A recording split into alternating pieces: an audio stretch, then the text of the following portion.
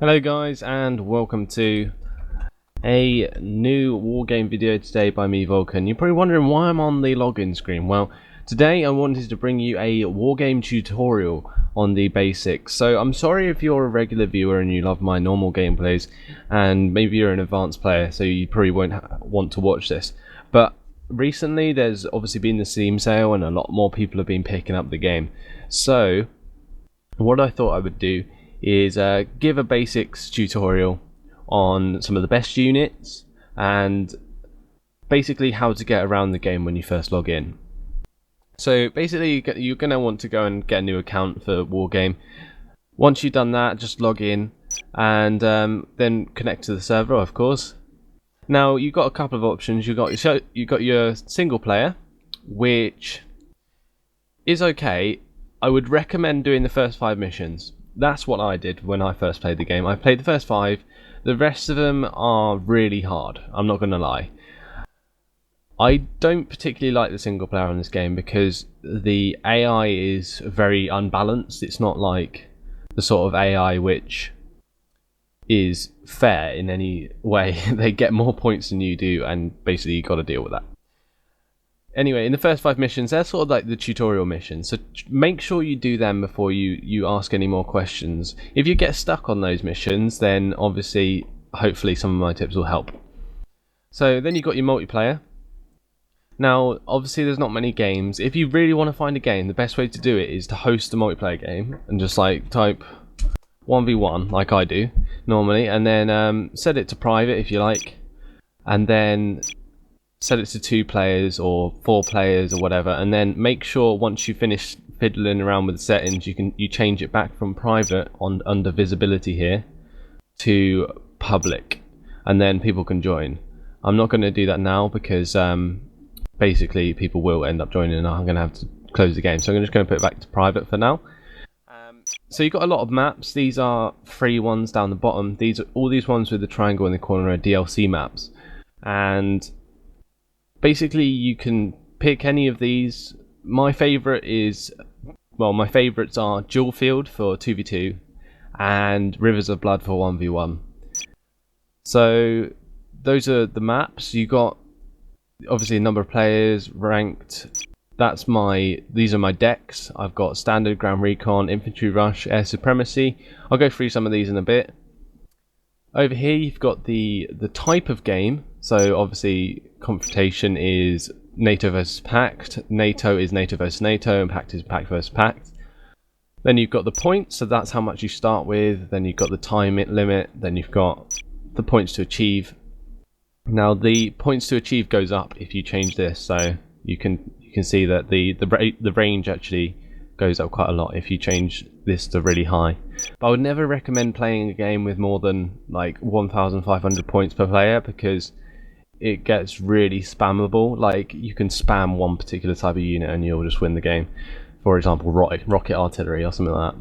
So I'm going to just leave that for now, and we're going to go to profile. Now the reason I'm going to go to profile is because you might have picked a name and you might not like it. Well, in Wargame it's really cool because you can actually change your nickname at any time. So I can change mine to, I don't know, like I can actually put it as VulcanHDGaming, for example, and now everyone in the game will see me as VulcanHDGaming.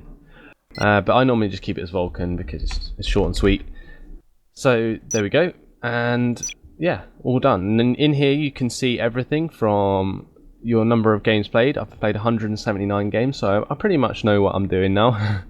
if I didn't, then that would not be so good. Longest game duration is 1 hour and 13 minutes. And you can see I've been playing for a total of 64 hours on this game in game time. That's basically the time you've spent actually playing. That doesn't include the time that I've spent staring at the Armory, which is something that you have to do quite a lot to be good at multiplayer.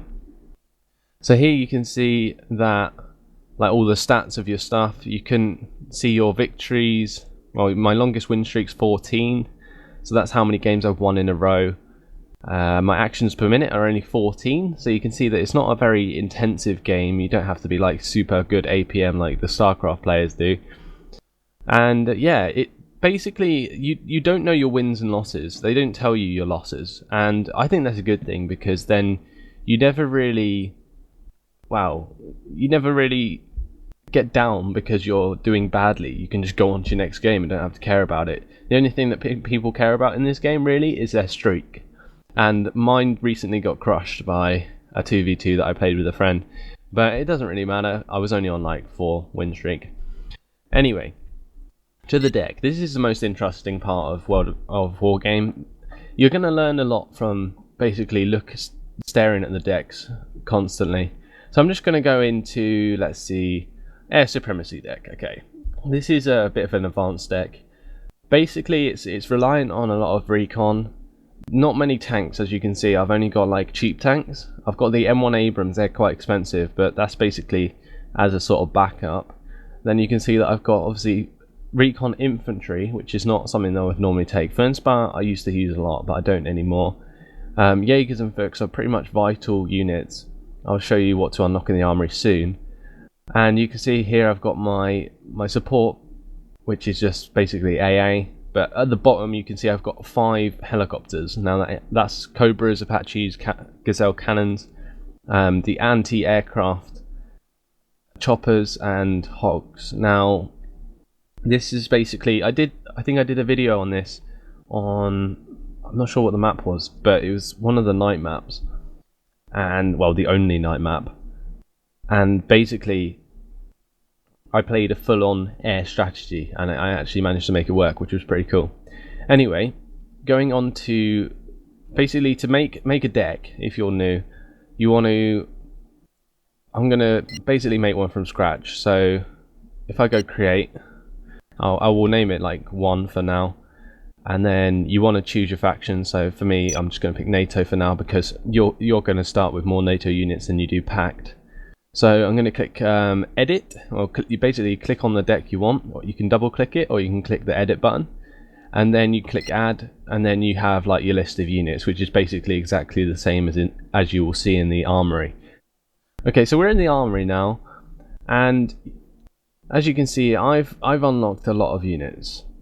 At the start of the game you will not have unlocked many at all, but if you go to and do the single player like I was showing you earlier, then you will unlock command stars, which are these things on the right, which will help you unlock things by double clicking them, and then it will say, do you want to unlock this for however many stars, and then you'll be fine and you'll get that unit. Anyway, the reason I wanted to show you the Armory is to pick out some of the best units you'll want to take at the beginning of the game. You always want an armored command vehicle. So see, this is command armor. You've also got command vehicles. Command armor is armored, so that means if like a shell lands nearby, like a artillery shell, it won't die. If a shell lands like basically nearby a command vehicle, it will literally just blow up, and you'll lose that 200 points to the enemy.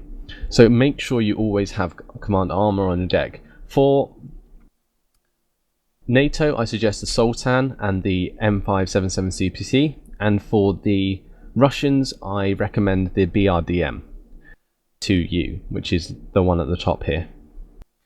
For supply vehicles, I recommend the Hempt for US because it's armored, and the Kolos or T813 for Pact. For Recon, the biggest recommendation I can make is get the Gazelle for NATO, and for the Pact side, get the MI2s and the MI2 US. Make sure you unlock that because the autocannon can come in so useful. For tanks, I would recommend getting the Abrams because they are good for starter players who aren't used to the overpowered nature of ATGMs. I'm not going to say that the ATGMs aren't overpowered. They're pretty well balanced, but a lot of new people to this game will assume they're overpowered because they can one-shot high-value targets like Abrams. Well, not in the side or the front of Abrams, but they can one-shot them in the back, which is not very nice, and does happen quite a lot to new players. So there's that. For Pact, definitely take T80s. T80Us are the best tanks in the game. Just putting that out there. Infantry. Best infantry that you can use, VPZU. This is for Pact. They are special forces, very expensive, so use them carefully. But they can take out any infantry they like, pretty much. The only unit that's better than taking out, or the only infantry that's better than taking out other infantry than they are, is the Spetsnaz, which come with like a high explosive rocket. The VPZU, however, have a really good, well, a decent RPG which they can use to take out tanks. For NATO side, I would recommend taking Jaegers and Fuchs. Now these are like cheap spammable units. I think if you get about 40 of them, maybe. I think it's 40 or 20 units worth you can actually bring in.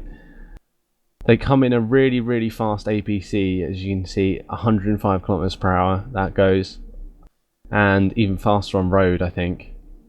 Anyway, they're vital for any NATO player, especially if you're starting off. Moving on to the support, I recommend for Pact players to get the Curb books and book M1, because the book M1 is actually the longest range, most accurate AA in the game. So if you keep that with one supply vehicle somewhere on the map, and you can basically cover the range, so a radius of 4,200 meters in the area, and it will stop basically any air vehicle from getting anywhere near your troops, because they one-shot helicopters. I think they can one-shot every helicopter. The book M1 can. For NATO, I would recommend getting the AMX 30 Roland. And for vehicles, you want to take the AML 60s. Now, I didn't pick up on any of the artillery in the support class because mortars for NATO are vital. Basically, AML 60s are small mortar carriers, and basically you can have a few of them and move them around really quickly. They're very mobile, and use them to sort of pepper the enemy. Also, for NATO, you want to take the M15 1A2 TOWs or the M15 1A2 ITOWs. These are the two best HDGM units for NATO, but they are very weak, so make sure you don't put them in any like front lines against tanks, because they will die. For Pact in the vehicle class, you've got the equivalent of the ITOWs. You've got the UAZ Conkers.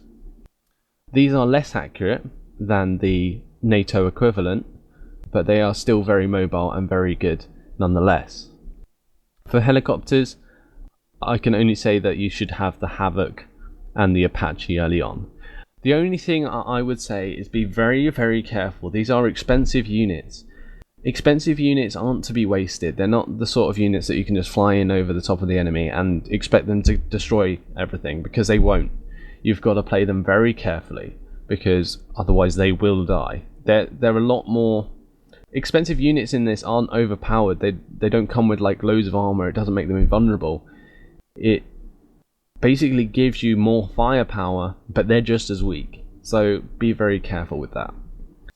Anyway guys, that is a look at the Armory. I hope that has helped. Basically those were some suggestions for some of the quick pickup units that you should get with your first command stars. So anyway, that's about it for now. Obviously you've got all of your options. I'm not really going to go through that. I'm sure it's pretty self-explanatory.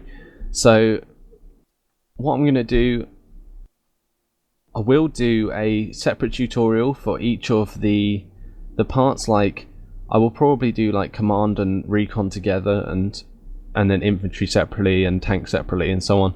But basically I'll go through each of the units and provide you a video with a tutorial on the best units to use, and basically how every unit has its own sort of situation where it is very good. Anyway guys, I hope you've enjoyed this, and I hope I can bring you more understanding on Wargame. in the future. This was a basics tutorial for people who are new to the game, so if it was a bit complicated then let me know. I can probably maybe go dumb it down a bit more, but thanks for watching guys. I hope you've enjoyed it, and I'll see you in the next video guys. Goodbye.